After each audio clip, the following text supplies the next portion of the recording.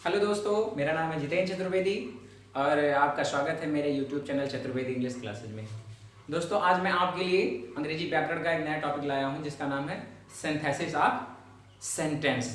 जैसा कि जानते हैं दोस्तों, इस टॉपिक का इंटरमीडिएट के ग्रामर में बहुत ही उपयोग है, बहुत ही महत्वपूर्ण टॉपिक है। इसलिए इस टॉपिक को शुरू करने से पहले मैं आपको बता देना चाहता हूं कि आप इस टॉपिक को पढ़ने के लिए कॉपी पेन लेके बैठ जाइए और जिस टॉपिक को अर्थात जिस रूल को जिस तरीके से मैं बता रहा हूं उस तरीके से आप उसको नोट डाउन करते जाइए, लिखते चलिए, जिससे कि आपको आगे पढ़ने में इससे कोई समस्या ना हो।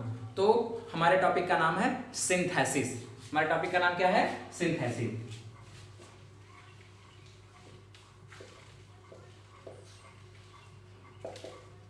सिंथेसिस हमारे टॉपिक का नाम है सिंथेसिस। अच्छा, सिंथेसिस का मीन्स क्या होता है? सबसे ज्यादा जरूरी बात यह होती है कि हम ये जाने कि जैसे मान लीजिए हमारा एक शब्द है सिंथेसिस, तो इसका मीन क्या है? सिंथेसिस का मीन्स होता है मिश्रण। सिंथेसिस का मीन्स होता है मिश्रण। अगर अंग्रेजी मीन देखें तो इसका मतलब होता है टू कंबाइन।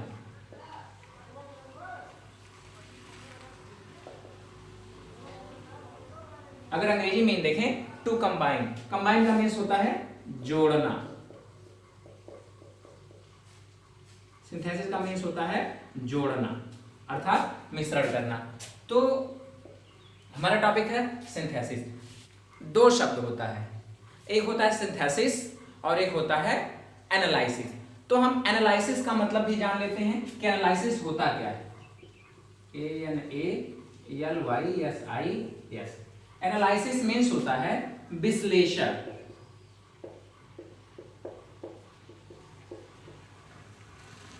एनालिसिस मीन्स होता है विश्लेषण। अच्छा, सिंथेसिस मीन्स हो गया मिश्रण या फिर संश्लेषण। संश्लेषण मतलब मिश्रण एक में मिलान करना, मिलाना। तो ये आपका सिंथेसिस हो गया। और एनालिसिस यानी विश्लेषण। विश्लेषण मीन्स होता है कि अलग अलग करना, अलग अलग करके उसकी जांच करना, उसको पता लगाना, टू फाइंड आउट। क्या करना? फाइंड आउट करना अलग अलग करके। तो ये जो सिंथेसिस है इसका ठीक अपोजिट है एनालिसिस। अर्थात सिंथेसिस में आप सेंटेंस को कंबाइन करते हैं और एनालिसिस में सेंटेंस को आप अलग अलग करते हैं। तो हमारा दो वर्ड हो गया, एक सिंथेसिस हो गया और एक एनालिसिस हो गया। तो अभी तो फिलहाल हमको प्रेजेंट टाइम में सिंथेसिस पढ़ना है। तो हम सिंथेसिस के बारे में जानते हैं कि सिंथेसिस का मतलब क्या होता है, सिंथेसिस में हम कौन कौन सी प्रक्रिया करते हैं और सेंटेंस को कंबाइन करने के लिए किन किन रूल को फॉलो किया जाता है, हम इसके बारे में जानते हैं। तो सिंथेसिस हो गया और एनालिसिस हो गया। ये टॉपिक अभी हम किसी और वीडियो के माध्यम से बताएंगे। आज का हमारा टॉपिक रहेगा सिंथेसिस। हम सिंथेसिस के बारे में अध्ययन शुरू करते हैं। तो सिंथेसिस का मीन्स होता है टू कंबाइन अर्थात जोड़ना। अर्थात जोड़ने का मतलब हो गया, अंग्रेजी व्याकरण में जोड़ने का मतलब हो गया कि दो या दो से अधिक। सिंथेसिस का मतलब हो गया दो या दो से अधिक सिंपल सेंटेंसेस को। सिंपल सेंटेंस अभी मैं बताऊंगा आगे कि सिंपल सेंटेंस क्या होते हैं। दो या दो से अधिक सिंपल सेंटेंसेस को एक सिंपल, कंपाउंड या कॉम्प्लेक्स, फिर से एक बार, सिंथेसिस का मीन्स होता है कि दो या दो से अधिक सिंपल सेंटेंसेस को जोड़ करके एक नए सिंपल, कंपाउंड या कॉम्प्लेक्स सेंटेंस को बनाया जाए या फिर उसमें बदला जाए। सिंथेसिस का मीन्स हो गया दो या दो से अधिक सिंपल सेंटेंसेस को जोड़ करके या कंबाइन करके एक नए सिंपल सेंटेंस या कॉम्प्लेक्स सेंटेंस या कंपाउंड सेंटेंस में बदला जाता है। तो अब हम आपको बताएंगे कि सिंथेसिस की परिभाषा क्या होती है। सिंथेसिस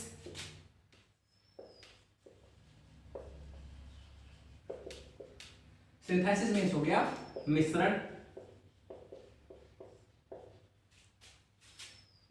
अब इसकी परिभाषा क्या होगी? Synthesis is the combination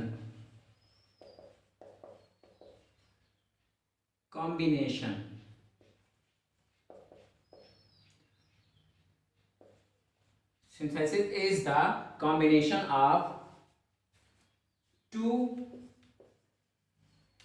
or more simple sentences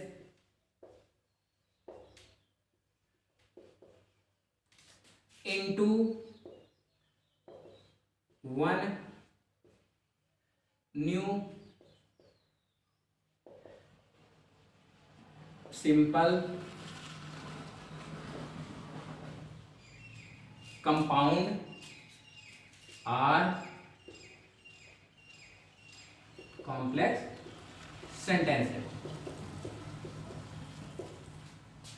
synthesis का डेफिनेशन हो गया कि synthesis is the combination of two or more simple sentences into one new simple complex or simple compound or complex sentences. अर्थात कि आप synthesis में दो या दो से अधिक साधारण वाक्यों को जोड़ करके एक नए सिंपल कॉम्प्लेक्स या कंपाउंड सेंटेंस में बदलते हैं। क्लियर? तो हिंदी परिभाषा क्या हो गया कि दो या दो से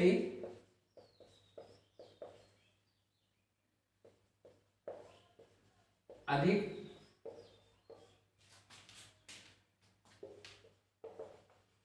सिंपल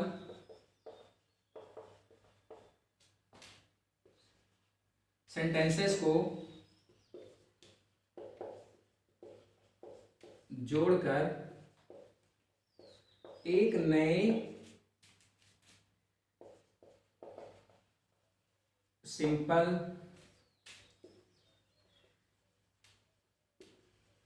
कंपाउंड या कॉम्प्लेक्स सेंटेंस में बदलना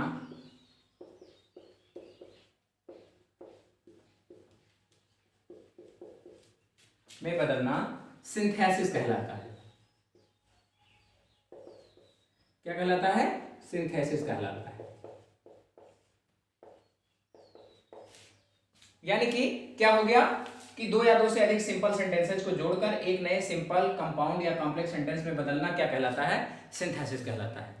अच्छा, तो सबसे इंपॉर्टेंट बात यह है कि जैसे जब आप सिंथेसिस की प्रक्रिया कर रहे हैं, अर्थात सिंथेसिस कर रहे हैं, अर्थात दो सेंटेंसेस को, दो या दो से अधिक सिंपल सेंटेंसेस को कंबाइन कर रहे हैं, तो उससे आपका जो सिंपल बन रहा है या कंपाउंड बन रहा है या कॉम्प्लेक्स बन रहा है, तो ये सिंपल, कंपाउंड या कॉम्प्लेक्स होते क्या है? ये तीनों प्रकार के सेंटेंस हैं क्या स्ट्रक्चर के अकॉर्डिंग, उसके क्या कहते हैं फॉर्म के अकॉर्डिंग, तो ये है क्या, ये जानना जरूरी होता है। तो हमारी तीन चीजें इसमें से एक्सट्रैक्ट हो रही हैं। पहला क्या हो रहा है?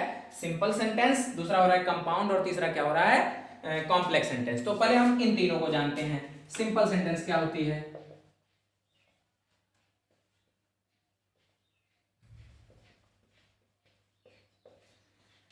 सिंपल सेंटेंस वह होती है जिसमें एक सब्जेक्ट और एक फिनिट वर्ब होता है। सिंपल सेंटेंसेस वे होती हैं जिसमें एक सब्जेक्ट होता है और एक फिनिट वर्ब होता है, वो आपका सिंपल सेंटेंस कहलाता है। सिंपल सेंटेंस क्या होता है कि वह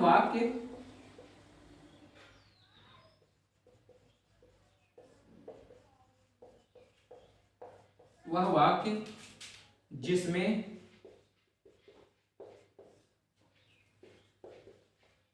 एक सब्जेक्ट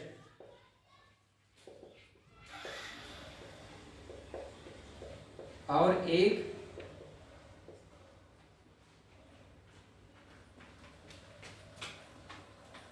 सब्जेक्ट और एक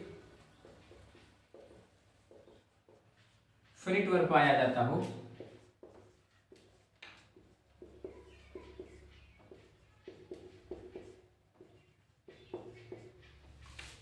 हो, सिंपल सेंटेंस कहलाता है।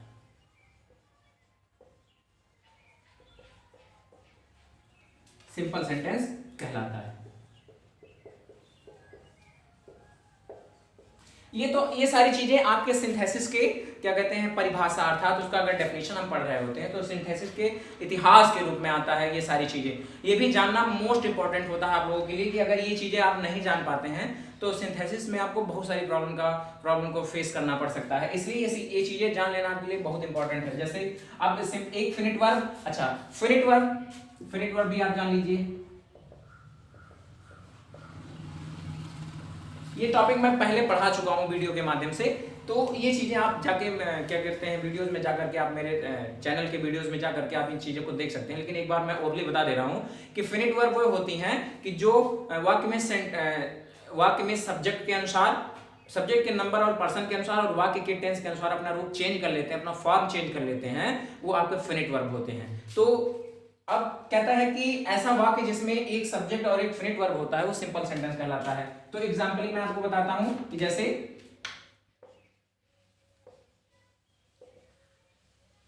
he brings a glass of water, तो ये आपका हो गया जिसमें देखिए एक सब्जेक्ट हो गया और एक फिनिट वर्ब हो गया, इसलिए आपका हो गया सिंपल सेंटेंस। ये आपका हो गया सिंपल सेंटेंस क्योंकि इसमें एक फिनिट वर्ब, ये फिनिट वर्ब हो गया और एक सब्जेक्ट हो गया। दूसरा एग्जांपल जैसे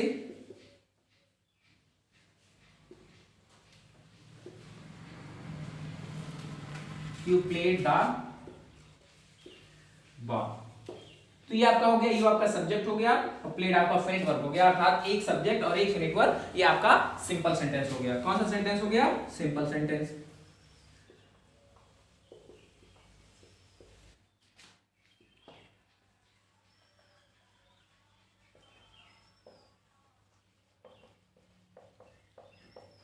अगला हमारा है कंपाउंड सेंटेंस।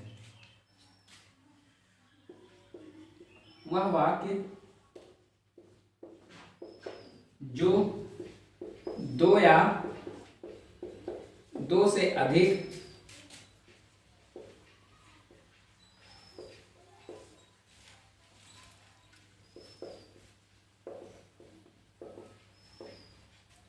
प्रिंसिपल क्लास से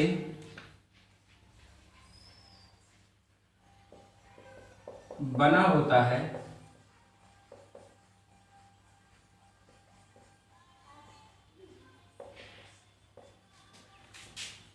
और ये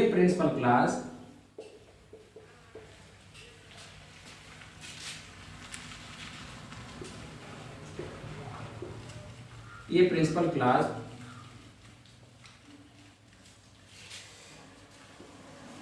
कोऑर्डिनेटिंग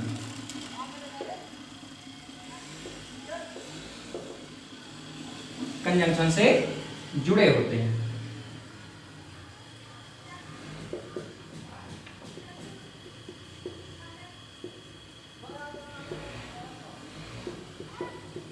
जुड़े होते हैं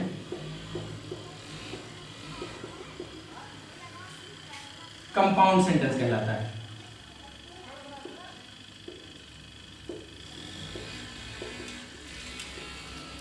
कंपाउंड सेंटेंस कहलाता है। जैसे अच्छा कंपाउंड कोऑर्डिनेटिंग कंजंक्शन जैसे क्या हो गया आपका, जैसे एंड हो गया, बट हो गया, यट हो गया, ये सारी चीजें क्या हैं आपकी, बहुत सारे हैं, ये सभी आपके कोऑर्डिनेटिंग कंजंक्शन होते हैं। तो इन सभी कंजंक्शन से कोई अगर सेंटेंस दो प्रिंसिपल क्लॉज आपस में जुड़े होते हैं तो आपका कंपाउंड, जैसे he is dancing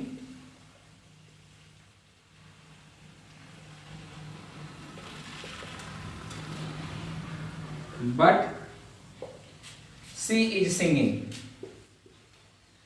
she is singing. अब ये आपका हो गया कंपाउंड सेंटेंस क्योंकि एक प्रिंसिपल क्लॉज ये है, एक प्रिंसिपल क्लॉज ये है और इस कंजंक्शन यानी कोऑर्डिनेटिंग कंजंक्शन से ये ऐड हुआ है, तो ये आपका हो गया compound sentence.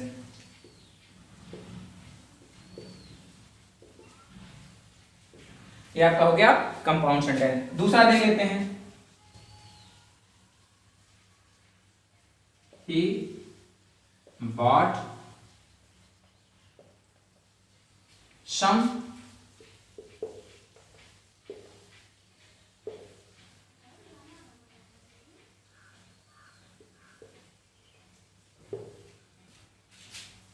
vegetables and went to house।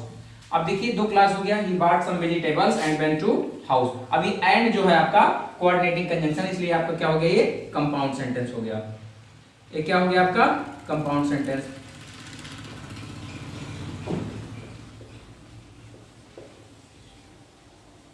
ये आपका हो गया कंपाउंड सेंटेंस। क्लियर। अब हमारा अगला है कॉम्प्लेक्स सेंटेंस।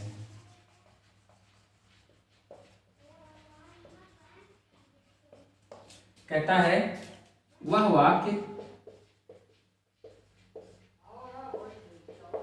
वाक्य जो एक प्रिंसिपल क्लास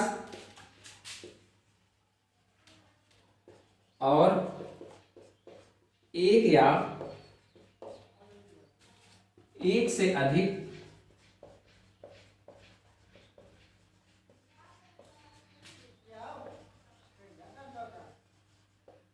सबऑर्डिनेट क्लास से मिलकर बना होता है,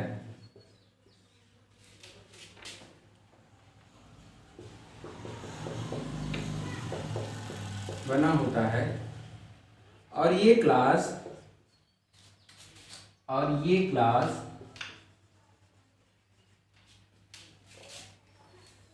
सबऑर्डिनेटिंग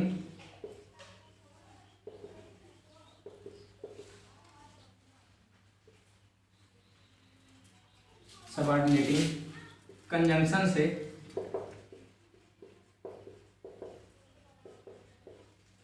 आपस में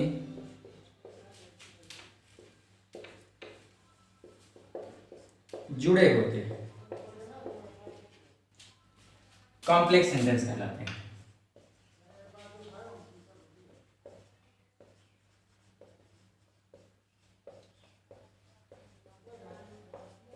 कॉम्प्लेक्स सेंटेंस कहलाते हैं। जैसे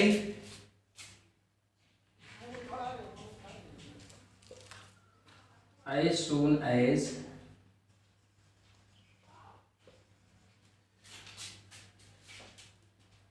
he saw the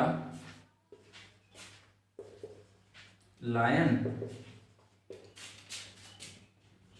he ran away। अब देखिए एज सून एज आपका क्या हो गया, सबऑर्डिनेटिंग कंजंक्शन हो गया, एक प्रिंसिपल क्लास एक सबऑर्डिनेट क्लास। इस प्रकार से आपका हो गया कंपाउंड सेंटेंस। अगला example, all is well that ends well. All is well that ends well, अर्थात ऑल इज वेल दैट आपका सबऑर्डिनेटिंग कंजंक्शन हो गया।